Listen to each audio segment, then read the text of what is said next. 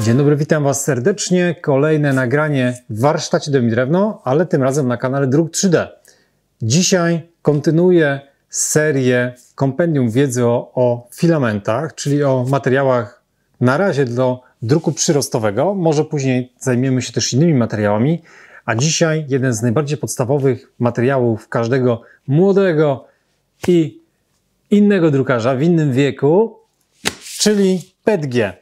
Będziemy bazować na filamentach dostępnych u polskiego producenta firmy Rosa 3D. Oni przygotowali 3 podrodzaje PETG, czyli PETG Standard, PETG Premium i PETG z dodatkiem CF. Wspomniałem na początku, że jest to jeden z podstawowych filamentów, który na pewno się pojawia w naszych domach drukarzy, bo faktycznie tak jest, kiedy zakończymy nasze eksperymenty początkowe z filamentem PLA, takim podstawą podstaw. Za chwilę tym drugim filamentem, po który sięgamy, jest właśnie PETG. Tutaj mam dużą rolkę 3 kg, na której będzie widać doskonale, w jakim kolorze jest właśnie taki czysty PETG. Tutaj jest PETG w wersji premium, właśnie w barwie bezbarwnej. Tak jest, w wybarwieniu bezbarwnym, ponieważ właśnie taki jest. I z takiego filamentu o takim kolorze otrzymujemy na przykład takie wydruki. Ups, czekajcie. Tutaj jeden z przykładów, który myślę, że doskonale pokazuje jak te wydruki faktycznie powinny wyglądać.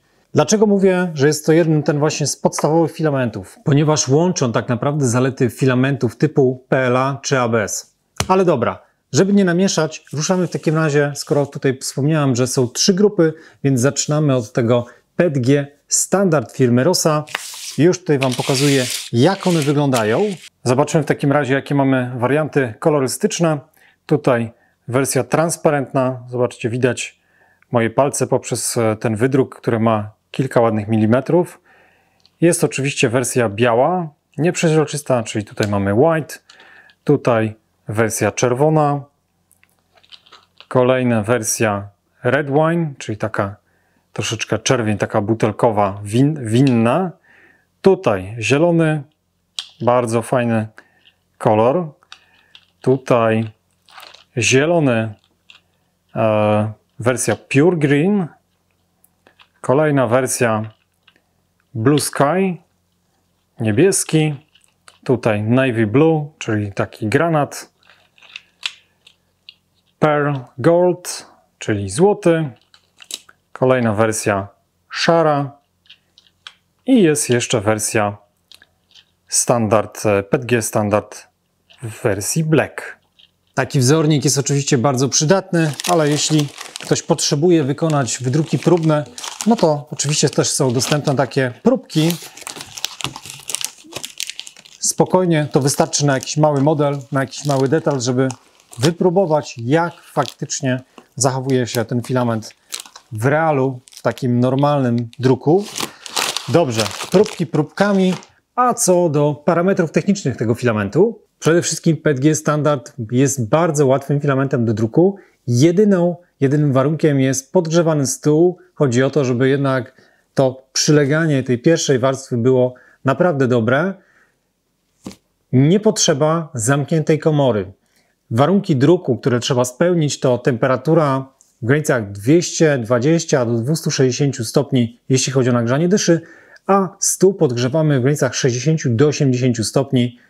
To oczywiście musicie znaleźć jak gdyby tą idealną wartość, idealne wartości dla Waszej drukarki, ale nie potrzeba absolutnie tutaj zamkniętej komory, jak w przypadku ABS-u. Kolejna cecha to zmniejszone nitkowanie, czyli wyciąganie tych resztek filamentu z dyszy pomiędzy drukiem elementów oddalonych od siebie, ale od razu ostrzegam, czy też informuję, że jest to naprawdę kwestia dobrania bardzo dobrych parametrów, czyli trzeba poświęcić czasami kilka godzin i trochę tych druków wykonać, żeby tutaj zobaczcie, nie wiem, czy to będzie widać, może podłożę coś ciemniejszego. tutaj tych włosków na nodze jest naprawdę no dosłownie jak taki mikropuch. Tak to wygląda. Ale Wam pokażę również efekt przy początkowych parametrach druku, jakie ustawiałem. I myślę, że teraz widać różnicę, nie? Ja tutaj najwyżej zrobię jeszcze zbliżenia, zobaczycie, że te włoski wtedy powstają. Więc tutaj powtarzam, parametry druku to jest bardzo ważna sprawa, ale trzeba się nastawić, że przy PETG, przy tych elementach oddalonych od siebie, te nitki powstają. Ale pokażę Wam również, jak to usunąć. Kolejna informacja to ciekawostka wprost od producenta.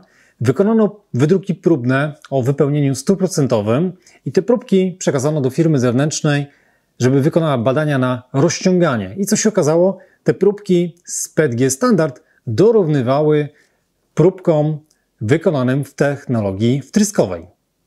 Taka ciekawostka. Kolejna rzecz to składniki, z których wykonane są właśnie filamenty PETG Standard. Wszystkie te składniki są dopuszczane do kontaktu z żywnością. I to myślę, że tyle, jeśli chodzi o PETG Standard. Przejdźmy w takim razie do PETG Premium. I myślę, że tutaj bym zaczął od tego wydruku, ponieważ on będzie doskonałym przykładem na adhezję warstw, czyli łączenie poszczególnych warstw wydruku. Tutaj był to wydruk wykonany dyszą 0,4 przy warstwie 0,2. Jest to oczywiście waza o jednej ściance i chcę Wam pokazać, że w żaden sposób wyginając te poszczególne ścianki nie ma tutaj absolutnie mowy o rozwarstwieniu tego, czyli faktycznie jest to, słuchajcie, o teraz pękło, ale tutaj już w miejscu zupełnie takim pustym, ale przy tych ściankach, które są tutaj u góry, nie ma absolutnie właśnie, mówię, mowy o rozwarstwieniu poszczególnych warstw. To może zróbmy jeszcze jeden test. Tutaj sobie ponacinam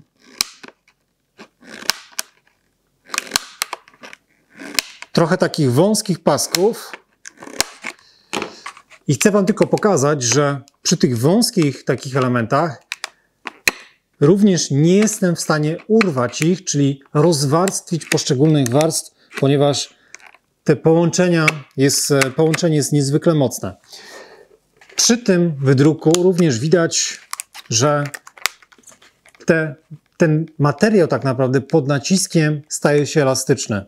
I to jest kolejna cecha właśnie PETG, że mimo jego twardości, to jeśli jest tych warstw kilka, to on jest elastyczny. I tutaj myślę, że bardzo dobry przykład takiego wykorzystania PETG. Zobaczcie, co można wydrukować sobie na przykład, czyli mamy normalnie wydrukowane trytytki, które możemy sobie tutaj włożyć, zaciągnąć i tutaj mamy dosłownie, nie wiem ile, z 2-3 warstwy i jest to mocne. Oczywiście o urwaniu tego nie ma mowy absolutnie, nie jesteście w stanie tego urwać, a to są trytytki wielorazowego użytku, czyli tutaj mamy element taki zaciskowy, taki mikrusek, taki nosek, który jesteście w stanie odciągnąć, a później, kiedy się to zaciśnie, to jest to naprawdę niesamowicie mocne i to trzyma. Inny model jeszcze, który tutaj również wykonałem, żeby pokazać Wam elastyczność tego materiału. Jeśli parametry druku są dobrze dobrane i te warstwy faktycznie są dobrze połączone, to macie elementy sprężyste, które są jednocześnie bardzo twarde. Więc ja tutaj nawet palca nie wkładam, bo to naprawdę boli już, nie? Więc możecie robić jakieś sobie delikatne ściski do modelarstwa. Jak najbardziej się Wam taki filament przyda. Kolejna rzecz, o której warto wspomnieć, to gładkość ścian bocznych. I tutaj na tej wazie chyba to też będzie wyglądało najlepiej. Jest to perfekcyjnie wizualne. Naprawdę super gładkie są te ściany i super proste. Chociaż tak naprawdę ona, nie wiem, tutaj na przykład przy tym jelonku to wygląda po prostu jak jakiś odlew. Oczywiście pod paznokciem będziemy wyczuwać chropowatość tego, ale dla naszych oczu jest to bardzo, bardzo estetyczny wydruk. Kolejną zaletą PETG Premium z firmy Rosa 3D będzie drukowanie bez podpór. To jest prawdziwa petarda. Producent podaje, że do 75% spokojnie można drukować. Ja poszedłem krok dalej i tutaj zobaczcie brzuch tego jelonka. Tak to wygląda. No tutaj idziemy już praktycznie zupełnie w poziomie i pod jego brzuchem jest dosłownie jakieś tam minimalne zniekształcenia, ale drukujemy zupełnie bez podpór. I tak to wygląda. Chociaż tutaj mówię, przydarzyło mi się to nitkowanie, które, mówię, jest na pewno do dopracowania. Jak to usunąć? Od razu Wam pokażę. Palnik w rękę albo nagrzewnica, taka nadmuchowa. Można tak naprawdę zrobić to najszybciej. Będzie właśnie w ten sposób. Czyli spalamy, czy rozgrzewamy te włoski wszystkie. Oczywiście te włoski się zwiną i jakby, no nie, że przykleją, ale one się skrócą dosyć mocno i zostaną przy tych obiektach już takich, przy tych częściach wydrukowanych i wtedy nożyk w rękę i trzeba to po prostu usunąć. Nożyk czy obcinaczki, to już jak tam kto woli i musimy to wywalić. Więc jeśli się przyłożycie, jeśli stworzycie dobre profile, to takich rzeczy nie będzie. A jeśli ktoś zrobi tak jak ja, tutaj były jakieś parametry z innego filamentu jeszcze, no to później czeka Was troszeczkę czyszczenia. Kolejna cecha tych filamentów, generalnie PETG, jeszcze tak wrócę, to sprężystość. Tutaj mam kolejny ciekawy model. Znacie Trebuchet, tak? Tak to się nazywa. Cyk. Tutaj wykorzystałem tak naprawdę sprężystość tego materiału. Tutaj jest naciąg, ten element po łuku. Są dwie gumki i naprawdę dużą nośność miały te machiny wojenne. Dobra, jeszcze coś Wam pokażę. Również z PETG rzeczy, które drukowałem do naszej drukarki. Tutaj są elementy zębatek. I właśnie również do tego polecam stosowanie PETG do części mechanicznych, ponieważ jest to filament bardzo twardy, ciężko ścieralny. Wszelkie zęby, tak jak tutaj, malutkie ząbki, które mają być po prostu bardzo mocne. Słuchajcie, taki element, żeby złamać, myślę, że nie jestem w stanie. Nie jestem w stanie w rękach złamać elementu, który jest tak delikatny. Oczywiście tutaj na krawędziach mamy poniżej milimetra, więc jestem w stanie to wygiąć, ale nie złamać. A całej tej zębatki, chociażbym się skichał, to sorry, ale nie jestem w stanie rozwalić. To jest moc właśnie filamentu PETG. Jeśli chodzi o parametry druku, producent tutaj podaje, żeby podnieść trochę temperaturę w stosunku do PETG standard, a ja Wam tylko podpowiem, że najlepszym takim mechanizmem do sprawdzenia bardzo dokładnie najlepszej temperatury druku są wieże temperatur. To Wam kiedyś pokażę również, jak to wykonać.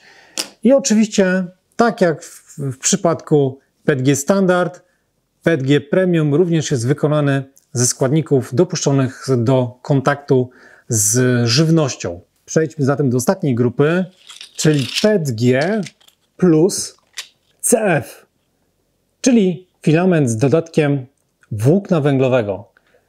Sam wygląd, powiem Wam, tych wydruków powala na kolana. Jest to taki ciemny grafit, troszeczkę metaliczny. I pierwsze pytanie, po co w ogóle dodawać włókno węglowe do filamentów? Odpowiedź jest banalnie prosta, żeby zwiększyć wytrzymałość tych filamentów, wytrzymałość mechaniczną. Ja tutaj wydrukowałem sobie kilka wydruków i one powalają na kolana. Drukowanie tym filamentem jakby zatracają się warstwy. Zrobię Wam jakieś większe zbliżenia, bo to trzeba zobaczyć. Jest to filament też niezwykle mocny. Tutaj mam inny karabinczyk. Zobaczcie, tutaj jest karabinczyk z PETG Premium i zobaczcie, staram się go rozciągnąć i widać, że jestem w stanie jest to elastyczne, nie? No i teraz taki sam wydruk, te same parametry, ten sam obieg i zobaczcie, że on ledwo drgnie, dosłownie parę milimetrów. Ale co dla mnie najważniejsze przy tych wydrukach, to jak to wygląda. Myślę, że dając taki element komuś do ręki,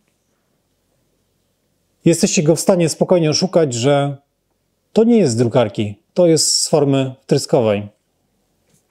Szok. Naprawdę doskonała jakość druku dla oczu. No i oczywiście właśnie te mówię, parametry mechaniczne również są dużo lepsze. Jeden minus to musicie, znaczy minus, no cecha tak naprawdę tego filamentu to przez to, że te włókna węglowe ścierają mosiąc, musicie, albo jeszcze inaczej, nie musicie, możecie zastosować dysze dysze rubinowe lub też dysze ze stali szlachetnych, ponieważ dysze te takie najbardziej standardowe, dysze mosiężne będą się po prostu wycierać i dyszak 0,4 po jakimś czasie będzie po prostu już, nie wiem, na przykład 0,5. Więc na to trzeba zwrócić uwagę, że lepiej zastosować, jeśli chcecie zachować wymiary tych obiektów, to lepiej zastosować lepsze dysze. Jeszcze jest jedna cecha wspólna tych wszystkich filamentów, to jest, już Wam pokazuję, to jest, biorę jakiś pilnik i już Wam pokazuję, że one doskonale się obrabiają, ponieważ tutaj w stosunku na przykład do PLA jest wyższa temperatura topnienia, czyli mechaniczne obrabianie tych filamentów jest naprawdę dobre, czyli tutaj mam pilnik, one naprawdę się dobrze szlifują.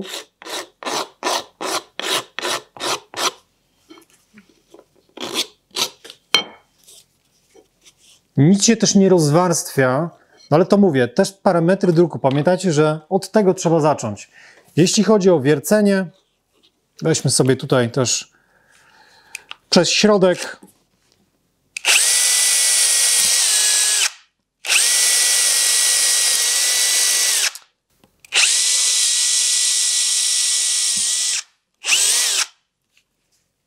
Dobra, już nie hałasuję.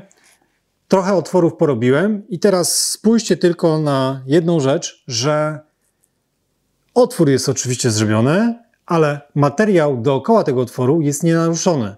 Czyli ta spójność tego materiału, ta adhezja warstw jest na bardzo wysokim poziomie, czyli doskonale właśnie będzie się obrabiało te filamenty PETG mechanicznie.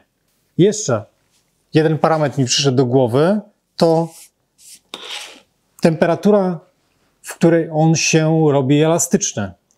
PLA, tam pamiętacie, w granicach chyba 60 stopni. Tutaj prawie pod 80 stopni. Więc jeśli zależy Wam właśnie na wytrzymałości cieplnej, PLA szybko wymięka, jeden z najbardziej plastycznych materiałów, to zaraz później właśnie kolejnym krokiem będzie użycie materiału PETG. I myślę, że chyba na dzisiaj zakończymy ten odcinek i zapraszam Was serdecznie już do kolejnych filmów, bo jeszcze tych filamentów nam troszeczkę zostało do omówienia, prawda? A z roku na rok ta gama się zwiększa, co oczywiście mnie bardzo cieszy. Dziękuję serdecznie. Ode mnie 2 kciuki w górę dla firmy Rosa 3D za filamenty, które robią niesamowitą robotę. Do zobaczenia. Cześć!